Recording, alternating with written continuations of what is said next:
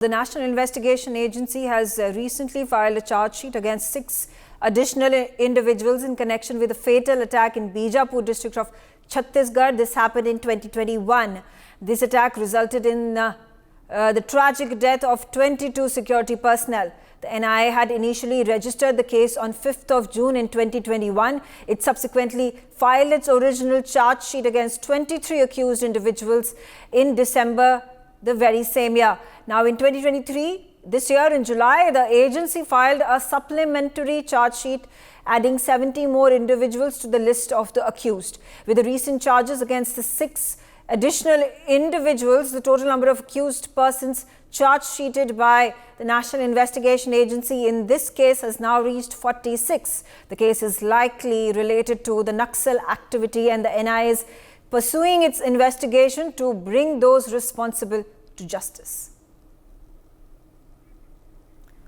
Deepak Vishwakarma on the telecast with me. Deepak, if you could give us more details about these latest charge sheet where 6 more individuals have been added to the list of now totaling up to 46 in the dastardly attack in 2021 that led to the death of 21 of our personnel.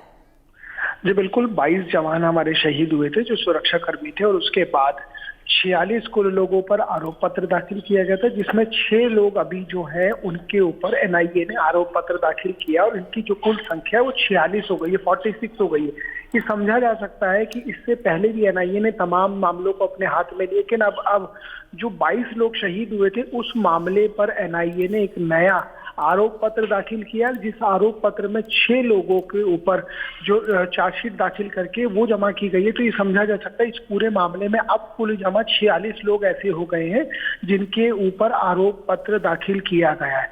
और सबसे महत्वपूर्ण बात यह है कि इस तरह के मामले, क्योंकि देखिए बस्तर में जब इस तरह की घटनाएं होती हैं तो जो आरोप पत्र दाखिल किया जाता है वो इस आधार पर किया जाता है कि जो इस पूरी घटना की जिम्मेदारी लेता है, क्योंकि नक्सली जो होते हैं वो रडार से बाहर होते हैं, या तो एनकाउंटर में मारे जाते हैं, या वो खुद जब आत्मसमर्पण करते हैं तब वो पुलिस की गिरफ्त में आते हैं। तो इस तरीके के मामले में इस तरह से आरोप पत्र दाखिल करना, इस तरीके से मामला दर्ज करना, ये एक नियत प्रक्रिया है। और उसी प्रक्रिया के आधार पर एनआईए ने अब इन तमाम लोगों के ऊपर 6 को मिला दिया जाए तो 46 ऐसे लोग हो गए जिनके ऊपर मामला दर्ज किया गया है।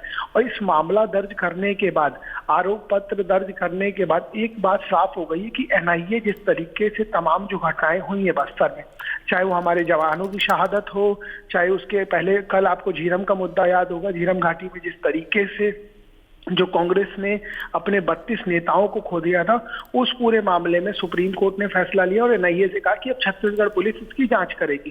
तो समझा जा सकता है कि जो कनेक्शन बनाने की कोशिश की जा रही है और जो एनआईए है, एनआईए उसमें जो आरोप पत्र दाखिल करती है वो अपने हिसाब से जांच करती है, उसको कितना लोकल पुलिस का सपोर्ट रहता है, वो किन तथ्यों पर जांच करती है, ये तमाम चीजें हैं। और इन्हीं सब के आधार पर अब जिन 46 लोगों पर उन 22 जवानों की हत्या का आरोप है, वो आरोप पत्र दाखिल कर दिया गया है एनआईए की अपनी कोर्ट में। अब देखिए कि क्या होता है, क्योंकि इससे पहले भी कई सारे ऐसे मामले दर्ज हुए हैं लेकिन उसका कोई निष्कर्ष नहीं निकल पाया है। अब इस पूरे मामले का क्या निष्कर्ष निकलता है, इसके ऊपर सबकी निगाहें टिकी रहेगी। क्योंकि कल जिस तरीके से, कल का जिक्र मैं लगातार इसलिए कर रहा हूं, कल जिस तरीके से सुप्रीम कोर्ट ने एनआईए को ये कहा कि जो झीरम घाटी का मामला है उसकी जांच अब छत्तीसगढ़ पुलिस करेगी, अब वहाँ की लोकल पुलिस करेगी। तो अब इस मामले का कितना लाभ मिलेगा ये देखें। Absolutely.